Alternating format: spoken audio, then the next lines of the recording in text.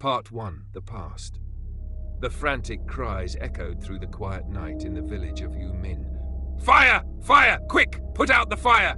Hurry!" Amidst the thick smoke and blazing flames, Fujia screamed and collapsed. Bin, Jia's close friend, quickly ran over, helping Jia lean against a coconut tree by the riverbank, his eyes still fixed on the raging fire ahead. The flames devoured the small thatched house, hissing as buckets of water were thrown in, but to no avail. The crowd grew, some rushing to douse the fire, others standing back, too terrified to approach.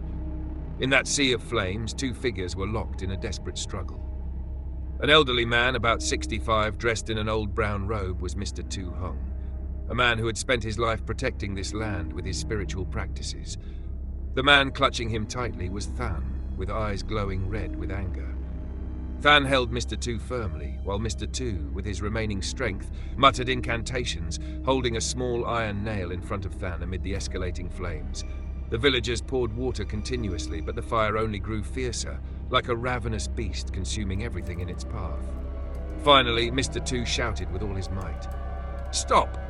Let me and him end it here. Only then will peace return to this place."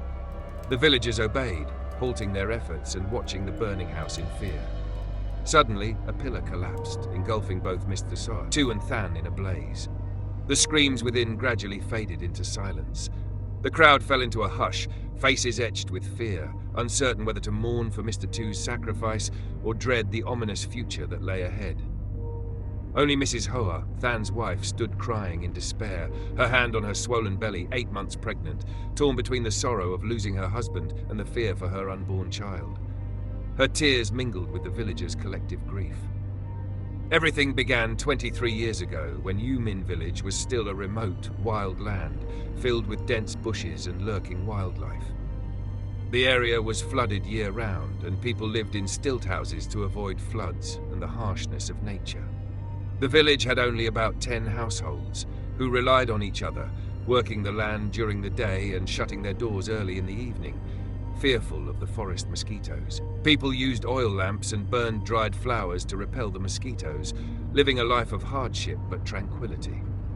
Back then, Thanh was an 18-year-old young man, the strongest in the village and the pride of his family, though he had lost both parents early on.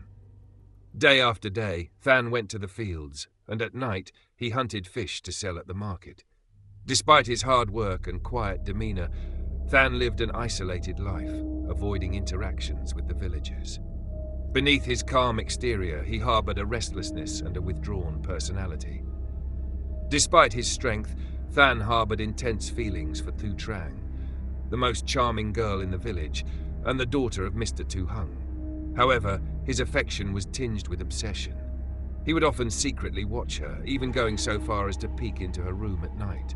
Mr. Thu discovered Than's strange behavior on multiple occasions and sternly warned him, but Thanh would not back down and even issued a threat. "Don't meddle in my business. One day your daughter will be mine." With that, Thanh walked away, filled with anger. Returning home, he could not suppress his frustration. That night, after catching a big fish, Thanh returned, feeling unsettled. He decided to go to Mr. Thu's house. Hearing strange noises, Mr. Thu ran into his daughter's room and found a scene that made him lose all composure. A struggle ensued, and in that horrifying moment, Mr. Thu was struck down by Thanh, leaving fear imprinted in his heart and in the villagers' minds. In a moment of fury, he turned back toward Thu Trang. Overwhelmed, she reached for a small knife on her bed, her hands shaking as she held it up and shouted, Don't come any closer. I'll take matters into my own hands." Thanh sneered, quickly taking the knife from her and restraining her arms. Her pleas in the dark went unheard. When he finally left, her silent gaze remained filled with anguish. Afterward, Thanh took her deep into the forest, far from where anyone might search. He left her by the crocodile swamp, hoping it would appear accidental and convince others of a tragic end. His actions went beyond what anyone could imagine. Soon the village assumed that Mr. Thu Hung and his daughter had fallen victim to the swamp, with no one questioning the story. Yet Thanh couldn't shake the haunting image of her sorrowful gaze, filled with unresolved emotions. It was said her spirit lingered, unable to rest, waiting for justice. The tragedy of Mr. Thu Hung and Thu Trang faded from memory, and life in U Minh village returned to normal. Thanh, believing he was free of suspicion, resumed his daily life.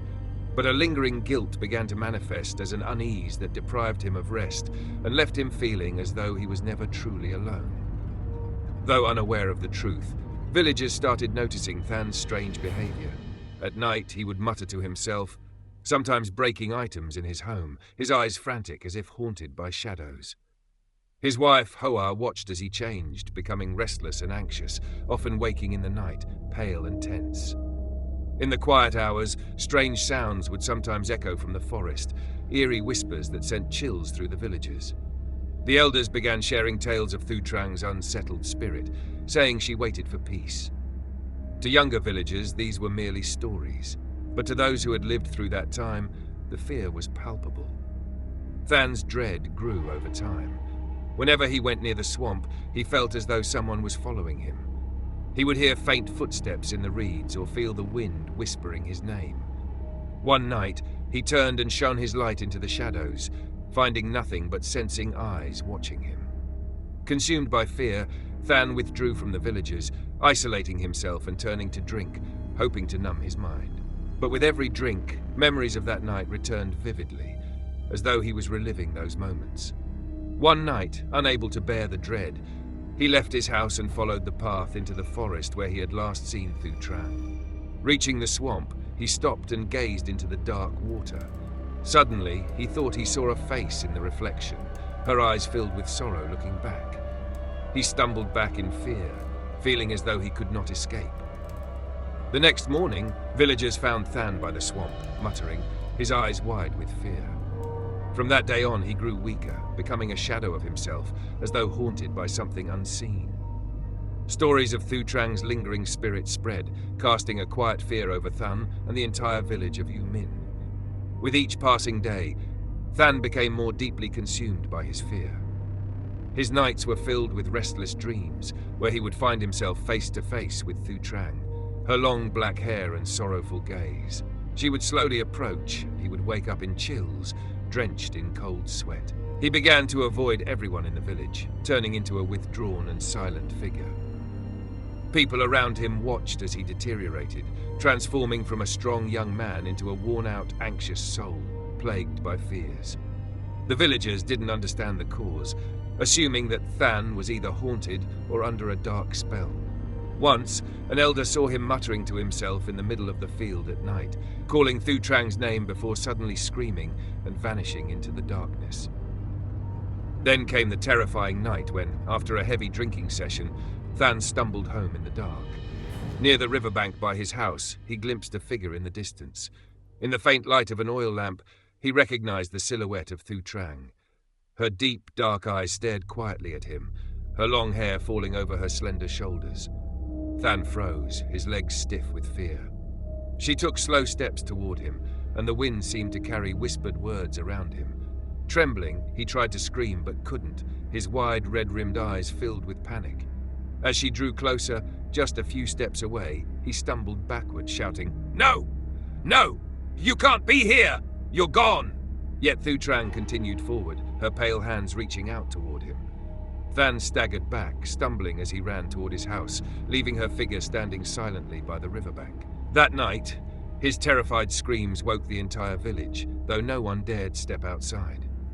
The story of Thu Trang's spirit haunting Thanh quickly spread throughout the village. Although the villagers weren't sure what to believe, there was no more doubt about her presence. From that night onward, the entire community lived in fear, everyone locking their doors tightly after dark, keeping a respectful distance from Than's home as if it was marked. End of Part 1. Prepare for more mysteries and chilling events in Part 2, where the haunting presence of Thu Trang's spirit will intensify like never before.